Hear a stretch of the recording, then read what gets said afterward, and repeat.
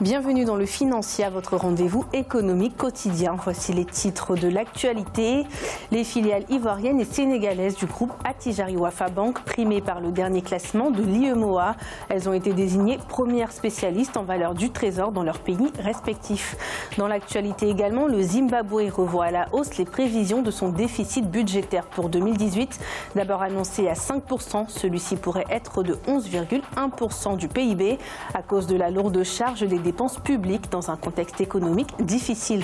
Et puis nous ferons un point en fin d'édition sur l'évolution des marchés boursiers africains.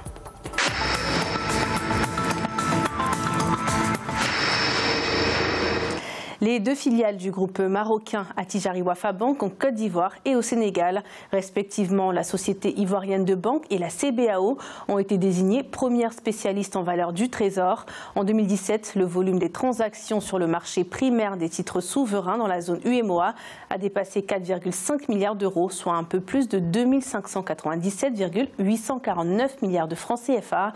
Plus de précisions avec Ibrahima Dioumaba.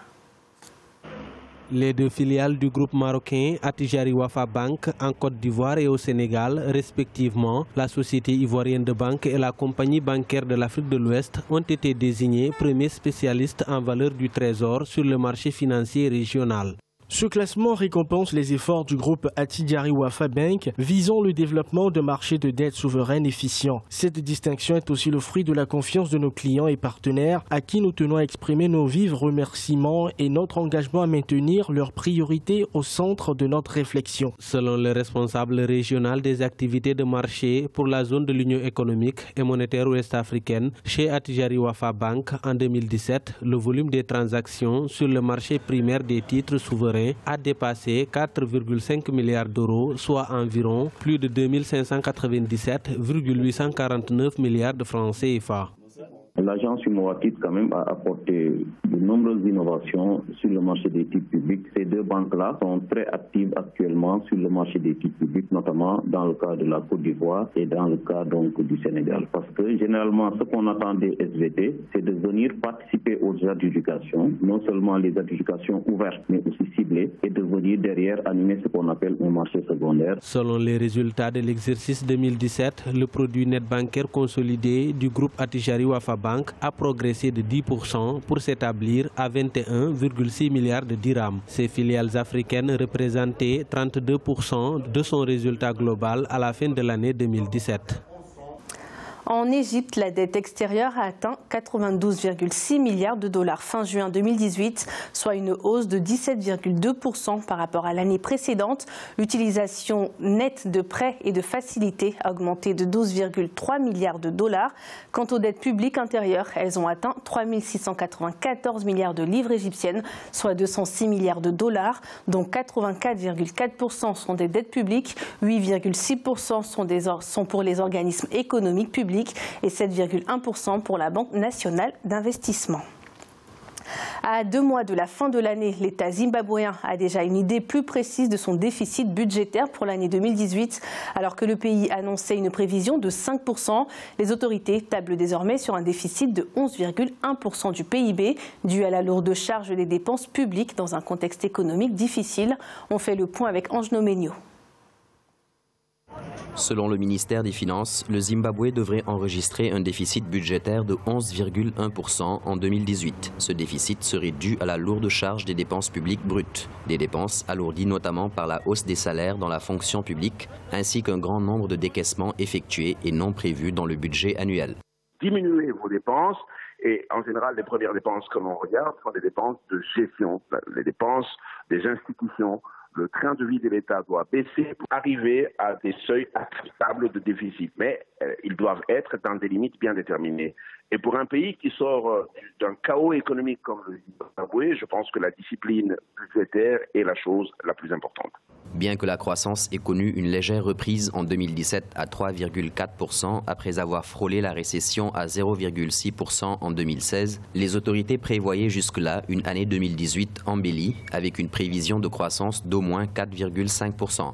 Cette croissance devrait être portée par les exportations de produits miniers et par la reprise de la production agricole. Ça veut dire soit on augmente les recettes de l'État de par l'efficacité administrative et l'augmentation du niveau de la production interne. Et en ce moment-là, c'est à l'État du Zimbabwe de décider quel secteur il diminue les dépenses des proportions acceptables vis-à-vis des dépassements budgétaires. Le nouveau budget pour l'année 2019, qui devrait être dévoilé en novembre, est très attendu au niveau de la maîtrise de ces dépenses. Plusieurs mesures sont déjà prévues pour réduire la masse salariale à 70% des dépenses contre près de 90% d'ici 2020.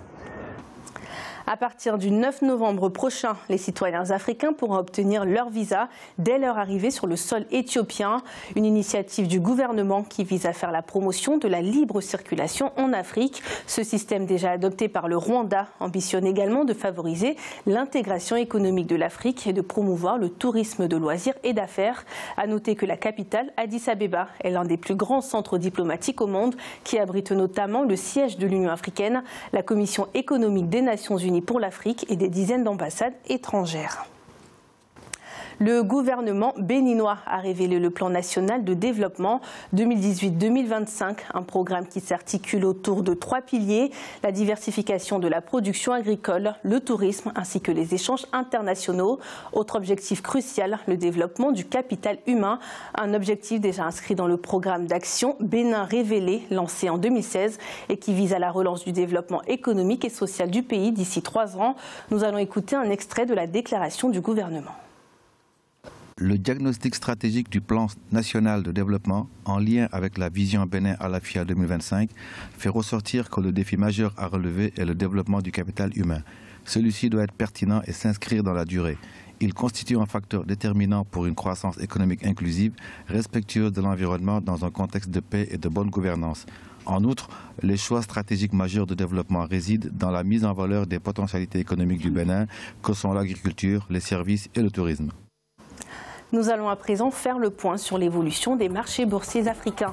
En Afrique australe et dans l'océan Indien, l'indice de l'île Maurice était en chute de 0,05%. La bourse sud-africaine baissait de 1,52%. L'indice de Nairobi était en chute de 0,25% et l'indice Gaborone restait stable. En Afrique de l'Ouest et centrale, la BRVM d'Abidjan chutait de 0,53%. L'indice nigérian était en baisse de 0,08% et la bourse du Ghana perdait 1,50%. En Afrique du Nord, la bourse marocaine chutait de 0,39%.